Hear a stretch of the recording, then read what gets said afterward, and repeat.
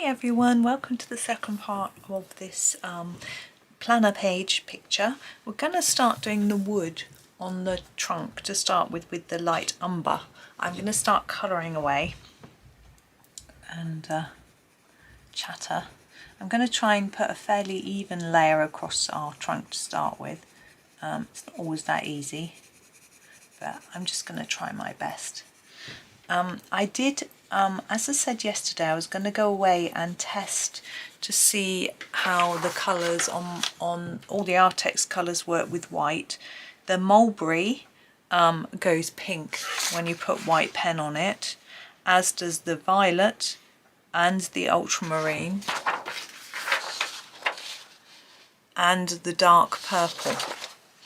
I don't think I've used any of those colours, so I think I'm going to be okay in using some white pen later on, which is good. So there are a few, but it's a good tip for you if you swatch your colours.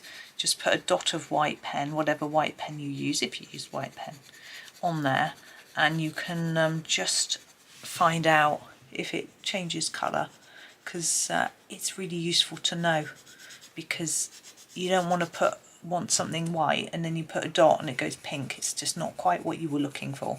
So it's just worth you know, knowing that. There's a lot of trunk in this.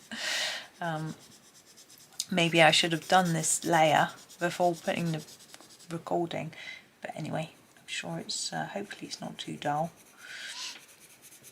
But I just colour it all quickly. Now, wood is an interesting item to colour, I always think. There are different options. I try and colour it directionally. So you see I'm colouring across. That could look like the wood grain, you know. And I'm sort of being guided by the fact that Johanna's drawn these little lines on the edge. And this one, the lines are going this way. So I think I'm going to change my direction to that way. Now, some woods have lots of knots in it and things like that, but I think that's too complicated. I have seen really good tutorials where people have shown you how to do that. So if you want to put a knot in your wood, then go off and find something, but that's not what I'm going to. Keep it simpler than that. Yes, I think for some people this could, although I find this picture quite simple, it can be quite daunting because we've got such a big expanse of background to fill in, and also this area of brown is actually quite big, and it's not easy to get it looking even, particularly when we're colouring around these leaves. Just do your best and have fun. I've seen some amazing backgrounds for this page. I've seen beaches with the sea behind because it's like a treasure chest on a treasure island. I've seen sort of woodland backgrounds and things like that. Mine's going to be very simple. It's going to be soft pastels, which is what I tend to do for most backgrounds nowadays. I used to sometimes do pencil backgrounds. They take a really long time, and I'm not always that happy with how they look either. Whereas with the pastels, I find they're a lot easier and quicker, and I'm usually, excuse me, I'm happy with how they come out, and they're very quick and easy to rework. So if you make a mistake or it doesn't quite look how you want, you can add another colour or erase it pretty easily. So it's not, you know, it's not perfect, it's not dead easy. It can have its drawbacks, but I think for me it's the best all round. If I could watercolour paint, then that is what I would do. I see some amazing backgrounds in watercolour, but it's not for me. I'm just not, it's just not a medium that I'm very good at. I haven't got good control over a paintbrush. Now I've got to start thinking here about what I'm doing where. I think this base, I think I will still do in brown, and then all this edging bit we'll do in a different colour. Now it's always difficult to know, do we do it in a metal, do we do it in black, do we do it silver, gold, you know, what should we do? I'm not sure. is the answer. Going to do a little bit more work with the brown before we worry about that. So I'm going to go back to here, this part here. Now this is the outside of the chest. I think it would be fairly pale. I don't think there's much need for very much shading or thinking about making it too dark. I'm just going to try and tidy it up a bit because it's a bit messy. And I'm going to just leave it. Here though, it's different. So have a think about this shape. Do you see it's rounded here and here, which means this part is further away from us than this part. So we need to sort of, I think this bit is the furthest away. So I think this bit needs to be our darkest bit. And then we need to sort of fade it upwards. Oh, I can hear my washing machine going mad. It's on its spin cycle. So loud. I'm sure you can't hear it, but and then continue that dark bit down here a bit. Now I think it would be quite dark even down here. You could use a darker brown. I'm quite happy just persevering with this one and just layering it up a bit, because this is quite dark brown here. So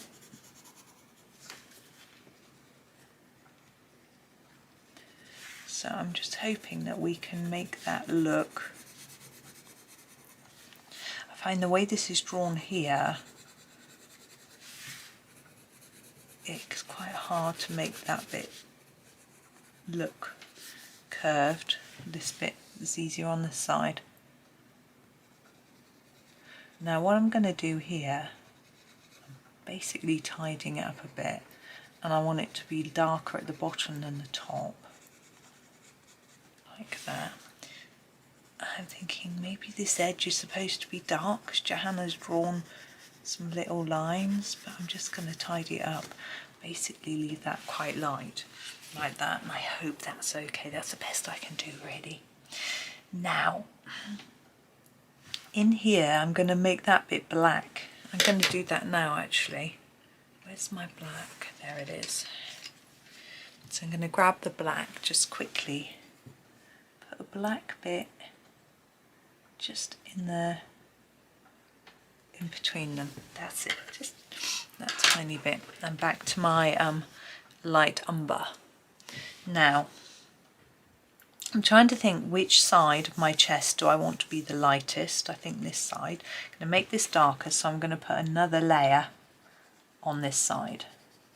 Just then it'll look darker. And it's probably in need of another layer to tidy it up a bit more, and because we're going around these plants and leaves, it probably needs a little bit more work, so having an extra layer will help us. And again, try and do an up and down movement might help to show the wood grain. Now my washing machine's finished and it's beeping.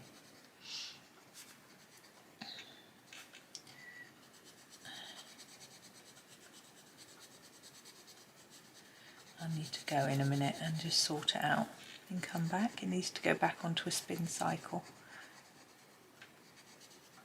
because the spin isn't very high on my washing machine, and things take ages to dry. So put it back on for a quick spin.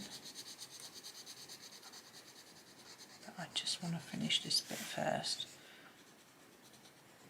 Okay, I've just got to be back in a sec. Right, that's that done. Now we need to think about this bottom piece. Now, I think this is supposed to be a upright with a sort of flat top.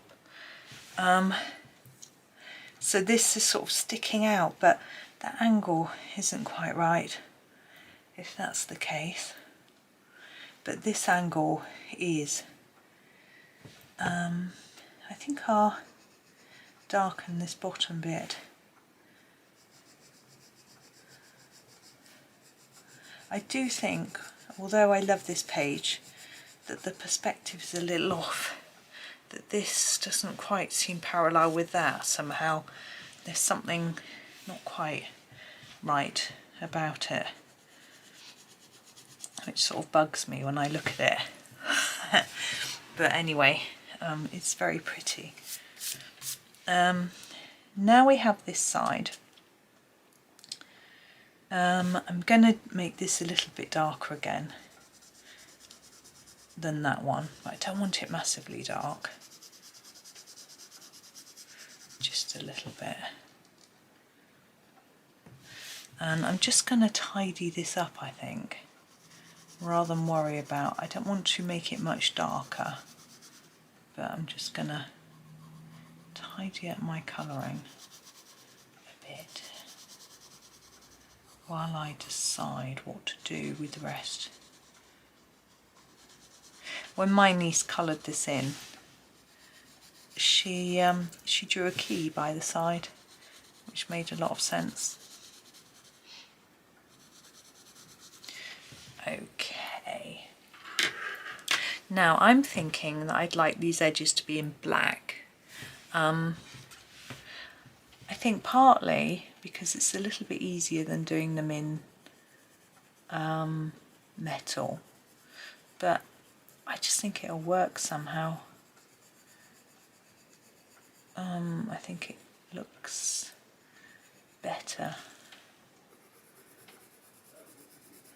Now I'm not putting down the thickest layer of black I could put down, and that's because it goes around the corner here and we need to be able to see the Johanna's black line. I'm thinking maybe this bit could do slightly lighter because it's sort of facing the light.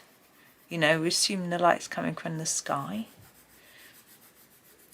So although it's still black, it's quite pale.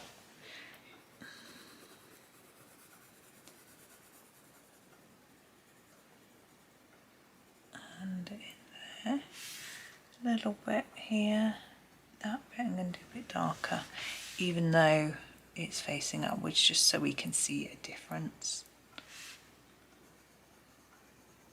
So yeah, this bit quite light-ish, just by keeping a light pressure on the pencil.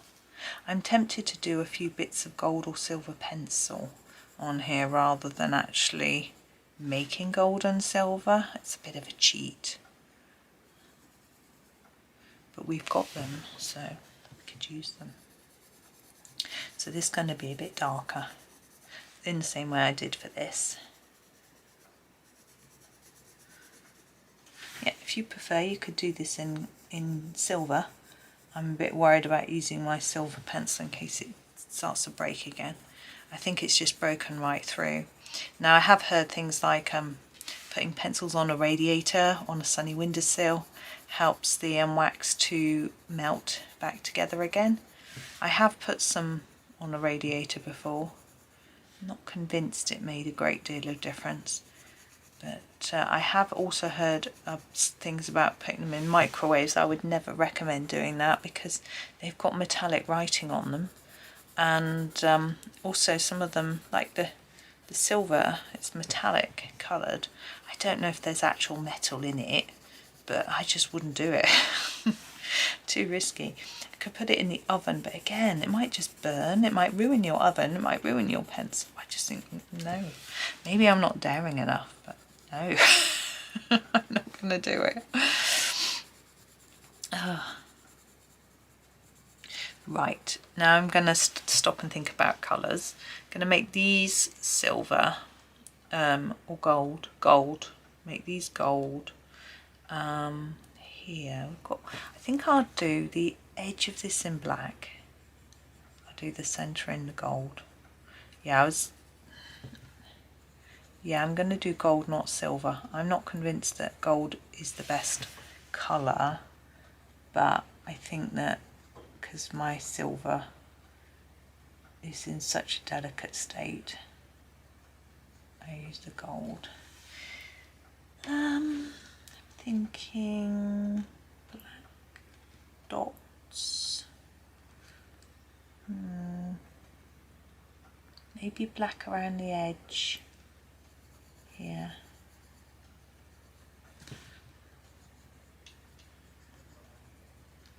gold in the middle.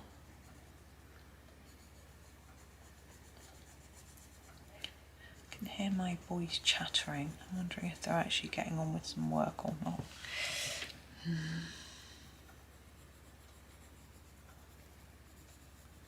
Oh well. Once I finished doing this, I'll have the rest of the day nagging them. Aren't I lucky? I find it very stressful. But if I don't, they just don't concentrate, or one of them distracts the other. It's quite irritating. Right, gold. So this is the metallic gold. And I'm going to do it. Now when you look at it, unless it catches the light, it's not particularly shiny. But I still like the colour, and it goes down really nicely. I find it's one of the smoothest of these. It's just lush. It doesn't go down so thick it's squodgy. It's a very technical term. I like the way it goes down.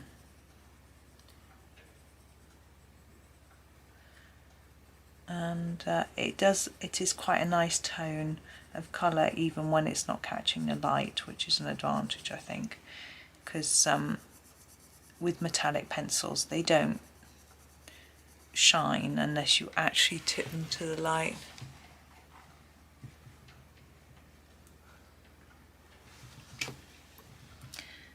This bit I'm going to go over the whole thing, not the actual lock hole.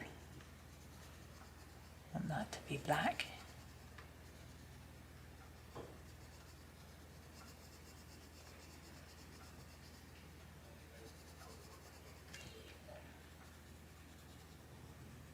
Now the background, I'm going to need a bit of paper. I've got some behind the page, because I'm going to use soft pastels, even though I don't tend to protect the page behind on this book because I'm going through it in order and I'm not worried about preserving the diary pages. The edges of the page can get messy with pastel, it can just get everywhere. So I'm going to get a couple of pieces of paper. I just have to reach beyond the camera. And slip them behind. Because it's nice and big, it just means the pastel won't get over the edges. Let's come out a bit, there we go. Let's move our pencil out of the way and grab our pastel. So I have these Mungyo soft pastels, you may have seen them before. And we're going to do a sort of green foresty background, I've decided.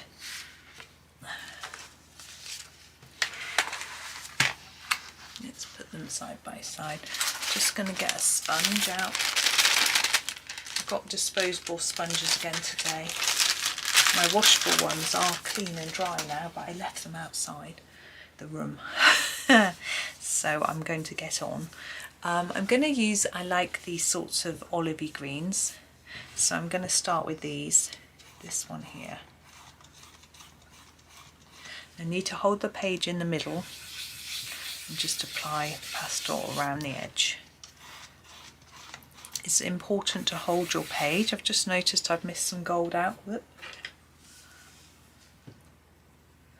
It's important to hold the page because you're rubbing it hard. You can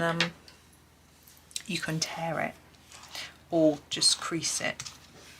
So you need to hold it still so that you're protecting it. Now you could do a bit more brown in the bottom rather than green.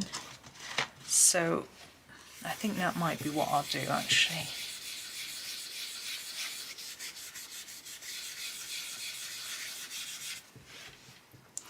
So I think it's very easy to just do a bit of pastel in the background, and it can make quite a big difference to the picture. And it doesn't take very long. And these pastels are quite a cheap brand, I think, compared to sort of Faber-Castell pastels. And yet I think they're very effective. And you can see I use them a lot. There's a lot of browns in here which I don't tend to use. We will use one today. As I say, we'll do a bit of brown at the bottom.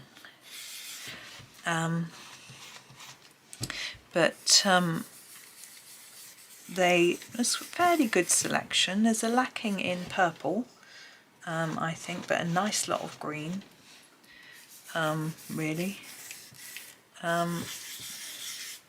Not enough yellow, really, but you know,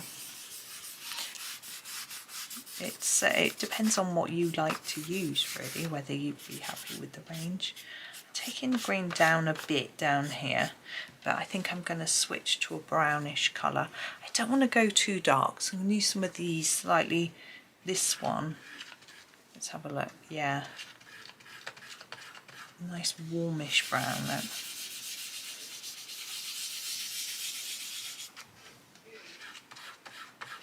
Ugh, the washing machine will be beeping again.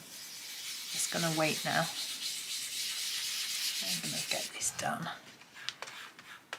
I'm into the flow. And my hands are pastel-y too. I need to wash them before I start handling clean washing. Sorry, my hand keeps going over the page all the time. But you can see if you choose a vibrant colour, it really doesn't take very long to put it down.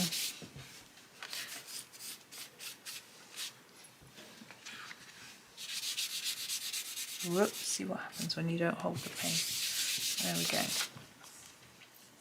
Now you could put a bit of shadow around here if you want. I think I'm just going to take a slightly darker, or maybe a significantly darker brown. Just make it a little bit darker around here. There's a bit of shadow around our items like that. So easy. There we go. Right, and the last thing I need to do is to get my white pen and to do a few bits. Now I need to lean on something so I don't make a mess. Just move the pastels out of the way. I'm going to lean on the sponge, and what I'm going to do is just mark some white shine areas on all our bits and pieces.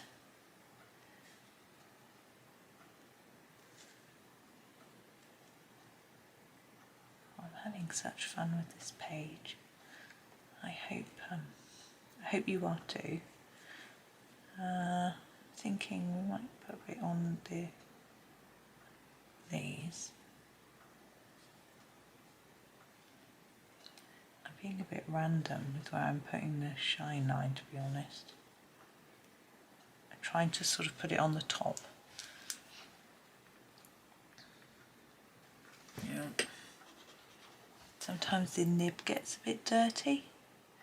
You just need to scribble it.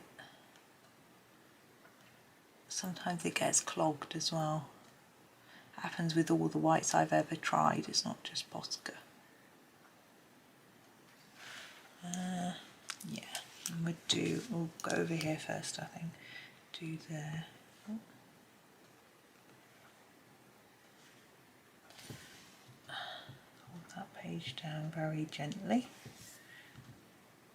I'm gonna do those dots. There.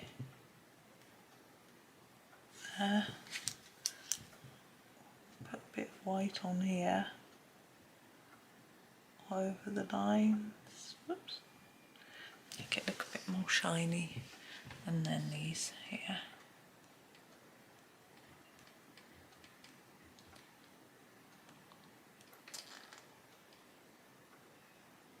Now I'm going quite fast.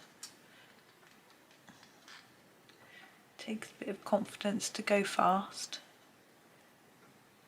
but I know that if I make a mistake I can rectify it, so I'm happy. Right, let's come back out, take away that piece of paper, and then you can see the finished page. So there is our treasure chest. Quite fun, I think. I had a lot of fun anyway, so I hope that was okay for you guys. I've missed a bit in that corner. Anyway.